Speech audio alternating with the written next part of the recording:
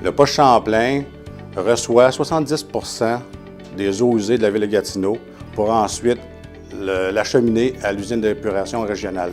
Le traitement des eaux usées au poste Champlain, essentiellement, c'est un dégrillage grossier, c'est un traitement primaire pour enlever le maximum de déchets, détritus dans l'eau usée. Auparavant, quand le dégrilleur arrêtait durant sa course, c'était soit un bris mécanique ou une surcharge du moteur, soit que ça cassait ou que le moteur tombait en surcharge. On n'avait aucune idée du déplacement, où est-ce que le dégrilleur se trouvait durant sa course. Les conséquences d'un bris de dégrilleur impliquaient plusieurs équipes multidisciplinaires, mécanique, électrique, opérationnelle, échafaudage, travail en espace clos, travail en hauteur et milieu très insalubre. On parle d'un puits humide ici.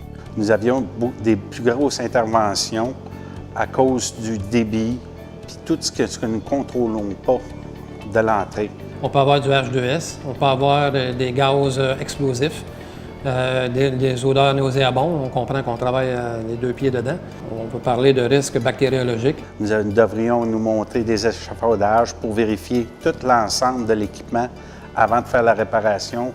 Tous ces systèmes-là nous ont forcés à nous pencher sur la problématique, à savoir comment on pouvait diminuer le temps d'intervention et surtout diminuer le temps entre les interventions. On a utilisé le laser comme moyen de détection de distance parcourue par le racleur. À tous les points 25 secondes, on a une idée où est-ce qu'il est rendu. Ici, on voit le départ, la descente du dégrilleur pendant 20 mètres, 21 mètres.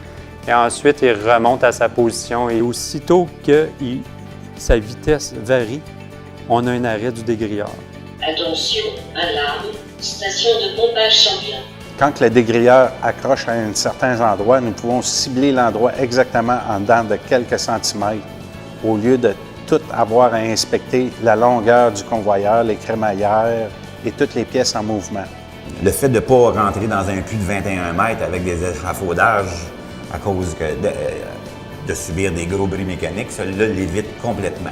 Depuis la mise en marche du système de surveillance et de prévention de bris des racleurs en mai 2015, nous ne déplorons aucun bris majeur. Moins de temps qu'on passe sur l'intervention, mieux c'est pour nous. Cette innovation peut être utilisée dans n'importe quelle autre municipalité qui ont le même type d'équipement que nous pour améliorer le sort des travailleurs. Je suis très fier d'avoir contribué à la santé et sécurité de mes collègues de travail.